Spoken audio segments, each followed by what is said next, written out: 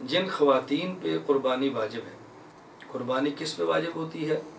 جس کے پاس آج کے اس 2016 میں پاکستانی روپے کے مطابق 39,000 روپیہ یہ چاندی کا نصاب بنتا ہے، یا تقریباً 3 لاکھ اور غالباً کو 23-24 ہزار کے لگ بھگ یہ سونے کا نصاب بنتا ہے۔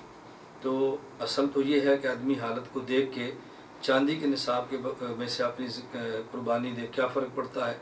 پورا سال اللہ کا رزق دیا ہوا کھاتے ہیں، اور سال میں ایک بار ہم نے 39,000 میں سے 9,000 کا حصہ نکالنا ہے، یہ کوئی مشکل بھی نہیں ہے، کوئی بوجھ بھی نہیں ہے کہ آدمی سال میں ایک بار 9,000 اللہ کے نام پہ نکال دے، کوئی بوجھ نہیں ہے۔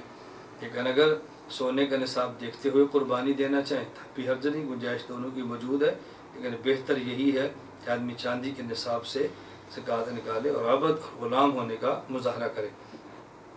جن پر یہ چاندی زکوٰۃ دینا واجب ہے عورت پر، میں مرد کی بات نہیں کرتا، اس لیے کہ بہت ساری خواتین کا ذہن یہ ہے کہ جب گھر میں مرد نے قربانی کر لی تو ہماری طرف سے ہوگی، حالانکہ یہ بات 100% غلط ہے۔ مرد کا الگ نصاب ہے، عورت کا اپنا الگ نصاب ہے۔ حتیٰ کہ اگر گھر میں کوئی بیٹی یا بیٹا بالغ اور جوان ہے اور اس کے پاس اتنے پیسے موجود ہیں تو اس پر بھی قربانی واجب ہے۔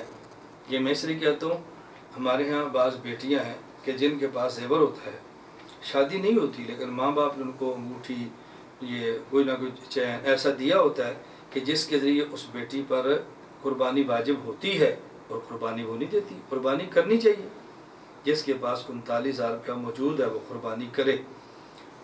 اسی طرح ہمارے ہاں خواتین ہیں جن کے پاس پیسہ زیور ہوتا ہے، قربانی کر سکتی ہیں لیکن نہیں کرتی، وہ شوہر کی قربانی کافی سمجھتی ہیں۔